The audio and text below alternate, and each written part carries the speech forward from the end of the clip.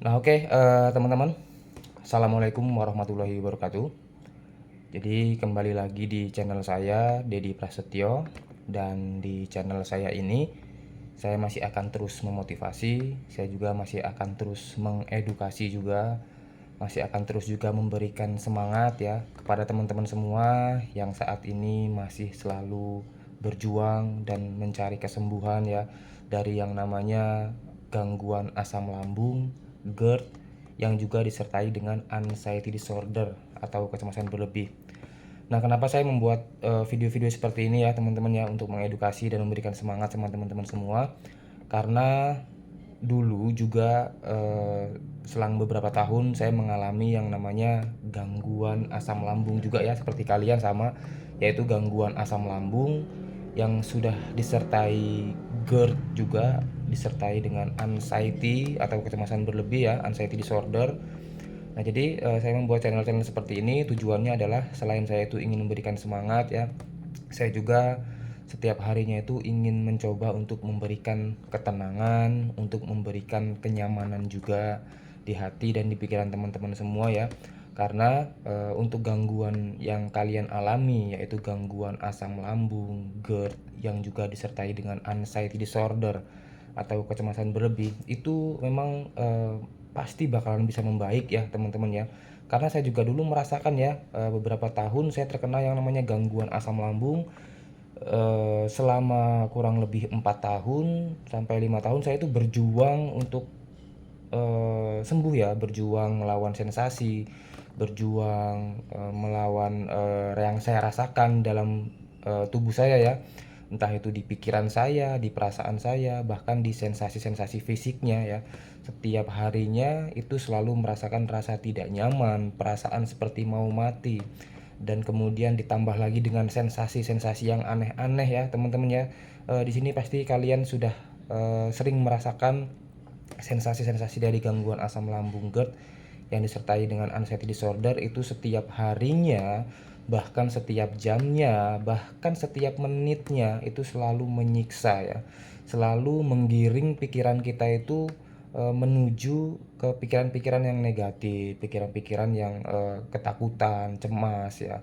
Pikiran-pikiran yang mengarah ke kematian, ke penyakit berat, akhirnya membuat kita itu merasa seperti orang paling teraniaya sendiri di dunia. Nah, itu ya teman-teman. Jadi, saya membuat video-video seperti ini ya karena saya dulu pernah merasakan seperti itu. Nah, makanya saya ingin berbagi pengalaman saya dan ingin berbagi beberapa tips ya, supaya teman-teman itu selalu semangat, ingin menemani teman-teman juga supaya teman-teman itu selalu kuat ya, selalu meyakinkan teman-teman juga bahwa untuk gangguan yang kalian alami, yaitu gangguan asam lambung, GERD, yang juga disertai dengan anxiety disorder, itu memang bakalan bisa membaik dan bakalan bisa sembuh total ya teman-teman ya. Kenapa saya bisa bilang seperti itu?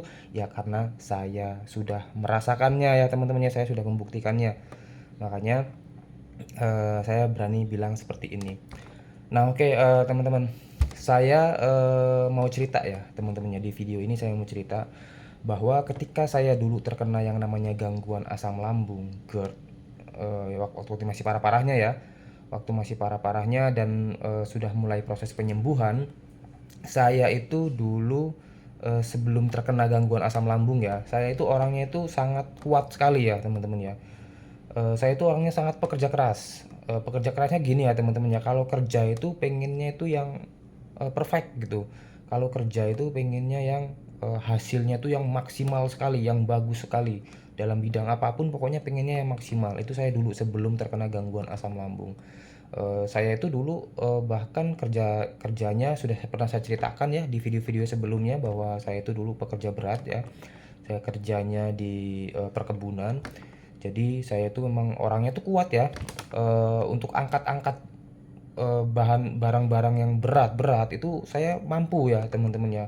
Sampai beratnya itu di atas 70, 80 itu bisa saya angkat dengan begitu saja ya. Tapi ya teman-teman ya, ketika saya terkena gangguan asam lambung disertai GERD, disertai anxiety disorder, saya itu langsung menjadi orang yang terasa paling lemah ya teman-teman ya. Jangankan untuk mengangkat beban-beban yang berat, untuk mengangkat beban-beban yang cukup berat ya. Untuk memegang gagang sapu saja, saya itu langsung kelayangan, sempoyongan, sesak napas, keringat dingin. Nah, itu yang saya rasakan seperti itu ya teman-teman ya. Bahkan ketika saya merasakan seperti itu, langsung menggiring ke pemikiran saya bahwa apakah ini tanda-tanda akan menuju ke kematian, apakah umur saya tidak panjang lagi, apakah saya ini nanti bakalan bisa sembuh. Itu semuanya pikiran campur aduk ya, pikiran dan perasaan itu selalu perang campur aduk.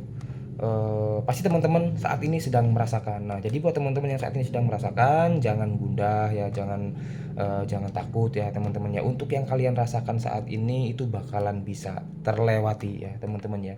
Nah, nanti ketika kalian sedang terkena gangguan asam lambung, saya dulu ya teman-teman ya. Ketika saya sedang terkena parah-parahnya, sudah saya ceritakan tadi bahwa untuk mengangkat gagang sapu saja, saya itu langsung merasakan kelayangan, cemas, sempoyongan, jalan sebentar saja sudah gemeteran, was-was, keringat dingin ya. Itu sering saya rasakan seperti itu. Bahkan menggiring pikiran saya menuju ke arah-arah pikiran-pikiran yang negatif, terutama di pikiran-pikiran menuju ke kematian. Nah, dan juga terlintas di pikiran apakah nanti bakalan bisa membaik, apakah saya itu bakalan seperti ini terus. Tapi seiring berjalannya waktu karena saya semangat ya teman-teman ya, saya menguatkan hati saya menguatkan pikiran saya tanamkan dalam diri saya bahwa saya ini bakalan bisa membaik, bakalan bisa sembuh total, dan ketika nanti saya sudah sembuh, saya akan membantu teman-teman yang saat ini masih kebingungan, masih selalu mencari jalan keluar untuk sembuh dari yang namanya gangguan asam lambung GERD yang disertai dengan anxiety disorder, karena sensasinya itu memang nggak nyaman ya teman-teman ya. Nah, jadi teman-teman di sini saya beritahu bahwa sekarang saya itu sudah sepenuhnya benar-benar sudah kuat lagi ya teman-teman, bisa seperti dulu lagi, mengangkat beban berat sudah bisa lagi. Yang tadinya kelayangan, sempoyongan, terus kemudian gampang tegang lehernya, sekarang sudah kuat lagi ya teman-teman ya. Tetapi saya selalu menjaga untuk tidak berlebihan, karena eh, buat teman-teman juga ya saat ini yang sedang merasakan yang seperti yang saya ceritakan tadi, kalian jangan takut, kalian jangan cemas. Jadi diri kalian yang dulu sebelum kalian terkena gangguan asam lambung itu akan kalian rasakan lagi seperti dulu lagi ya teman-temannya. Cuman nanti kalian bedanya itu kalian akan lebih berhati-hati ketika melakukan pekerjaan atau melakukan sesuatu. Nanti kalian akan berlebih berhati-hati lagi karena kalian tuh sudah pernah terkena yang namanya gangguan asam lambung GERD yang disertai dengan anxiety disorder dengan rasa yang tidak nyaman itu ya teman-teman ya. Nah, jadi solusinya sekarang gimana? Nah, gini ya teman-teman ya. Jadi untuk sembuh dari yang namanya gangguan asam lambung itu perlu yang namanya kesabaran ya teman-teman ya. Perlu yang namanya tekad juga yang kuat. Yang paling terutama itu adalah kesabaran ya teman-teman ya. Karena yang saya rasakan seperti itu. Selama 4 tahun itu lama loh ya teman-teman ya. Apalagi sakit, apalagi dalam kondisi sakit. Eh, Waktu 4 tahun itu lama karena kita itu setiap harinya ya, setiap bulannya, setiap harinya, setiap jamnya, bahkan setiap menitnya kita itu selalu merasakan tidak nyaman ya teman-teman ya. Makanya waktu 4 tahun itu saya kira terasa sangat lama sekali. Karena saya juga telat memahaminya, makanya saya juga lama. Tapi kalau teman-teman itu cepat memahaminya ya pasti perbaikannya akan lebih cepat lagi ya teman-teman ya. Jadi kesimpulannya ya teman-teman ya, untuk sembuh dari yang namanya gangguan asam lambung GERD yang disertai dengan anxiety disorder ini, yang teman-teman kan sudah merasakan sensasinya seperti itu, dan sensasi dari gangguan asam lambung memang seperti itu, memang seperti itu, tidak bisa dirubah-rubah, kita tidak bisa menawar-nawar, memang rasanya seperti itu untuk gangguan asam lambung. Nah, jadi mau kita itu melakukan metode, mau kita itu nggak melakukan metode, ya sensasinya seperti itu ya teman-teman. Cuman bedanya ketika kita melakukan metode itu sembuhnya akan semakin cepat. Beda lagi dengan kita tidak melakukan apa-apa, kita hanya pasrah saja. Nanti penyembuhannya dan perbaikannya itu akan lama dan akan terasa tersiksa juga kita kalau lama-lama ya teman-teman ya. Makanya jangan lama-lama ya teman-teman ya, harus cepat-cepat disembuhkan supaya tidak tersiksa juga dengan rasanya.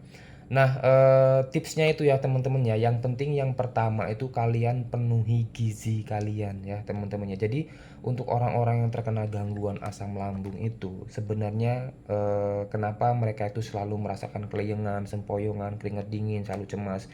Itu menurut pengalaman saya itu karena kekurangan gizi. Kekurangan gizi itu banyak ya teman-teman ya, kekurangan gizi itu artinya kita itu kekurangan mineral dalam tubuh, kita itu kekurangan vitamin dalam tubuh. Vitamin kan ada banyak ya teman-teman ya, ada vitamin B, A, B, C, D, vitamin K ya teman-teman ya. Nah, itu kita itu kekurangan vitamin-vitamin itu ya teman-teman ya. Makanya kita itu selalu merasakan cemas, takut, gelisah ya teman-teman ya. Nah, untuk vitamin-vitamin itu sendiri itu banyak terdapat dari makanan dan juga dari suplemen ya teman-teman ya. Yang paling bagus itu ya, kalau teman-teman itu doyan makanan ya dimakan, yang bagus itu di makanan vitamin. Tapi kalau misalkan untuk kalian nih orang-orang yang terkena gangguan asam lambung kan masih banyak sensitifnya ya.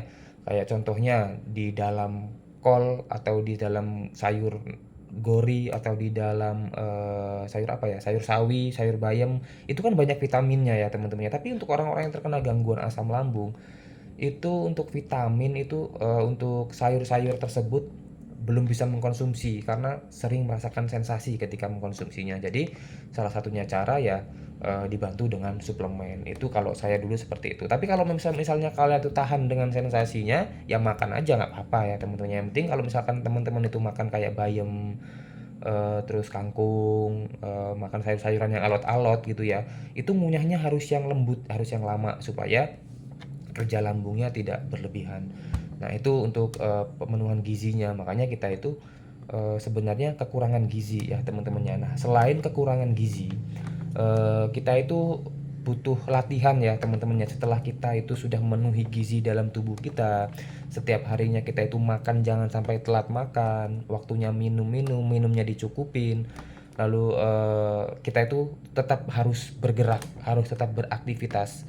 Nah, aktivitas itu gunanya untuk melatih tubuh kita supaya tubuh kita itu enggak terbiasa berdiam diri saja ya teman-teman ya. Karena kalau tubuh manusia itu selalu mengikuti apa namanya ya, mengikuti kebiasaan ya teman-teman ya. Kalau kebiasaannya itu hanya diam saja, kalau kebiasaannya itu hanya rebahan, kebiasaannya tidak pernah beraktivitas, nanti kalau beraktivitas sedikit gampang capek, beraktivitas sedikit gampang lelah, gampang keringetan, gampang ngos-ngosan gitu ya teman-temannya. Jadi harus dibiasakan sesakit apapun kalau masih bisa jalan harus tetap lakukan aktivitas seperti biasa ya teman-teman ya. Terus kalau misalnya Mas, kalau misalkan nggak kuat gimana? Kalau misalkan udah nggak kuat pasti tubuh merespon kok ya teman-teman ya.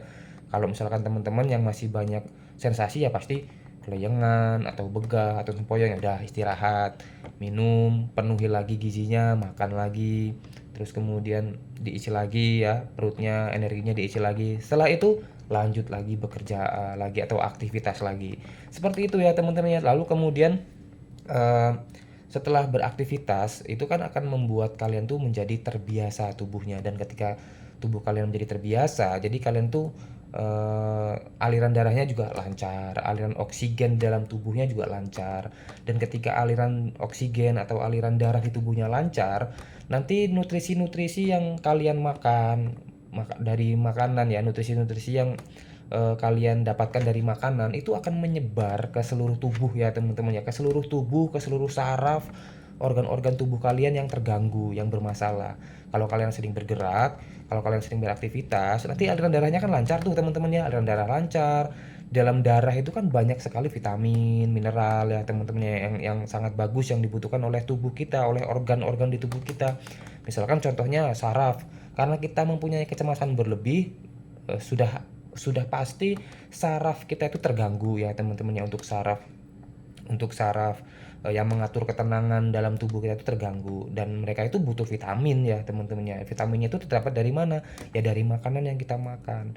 Nah, kalau misalkan kita sudah makan terus kemudian kita nggak beraktivitas, vitaminnya hanya ngendap saja di darah, nggak diedarkan ke seluruh tubuh yang membutuhkan. Ya sama saja bohong ya teman-teman ya. Makanya harus diimbangi dengan aktivitas seperti biasa.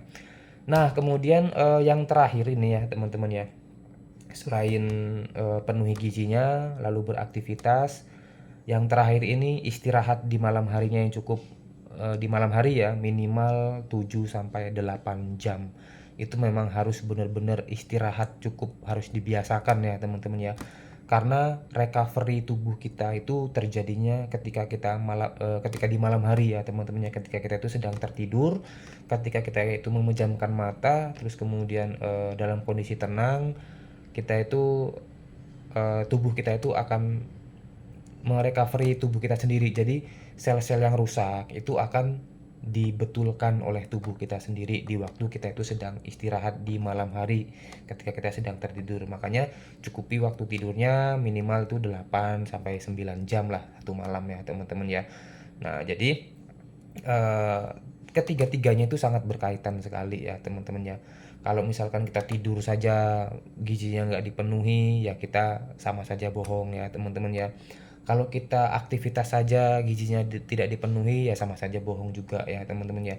Terus kemudian kalau kita gizinya dipenuhi tapi kita nggak aktivitas, ya sama saja ya teman-teman ya. Nanti kita aktivitas sedikit gampang capek ya teman-teman. Jadi semua itu tiga-tiganya itu saling berhubungan. Nah, jadi teman-teman, begitu yang dapat saya sampaikan. Mohon maaf beberapa minggu ini memang saya tuh nggak bisa bikin video karena memang terbatas waktu pekerjaan saya ya teman-teman ya. Nah, jadi buat teman-teman selalu tetap semangat. Mudah-mudahan apa yang saya sampaikan ini bisa membuat kalian itu merasa tergugah ya, merasa semangat lagi, semangat akan bangkit lagi, akan sembuh, dan kalian tuh akan pasti bakal bisa sembuh total kok ya teman-temannya.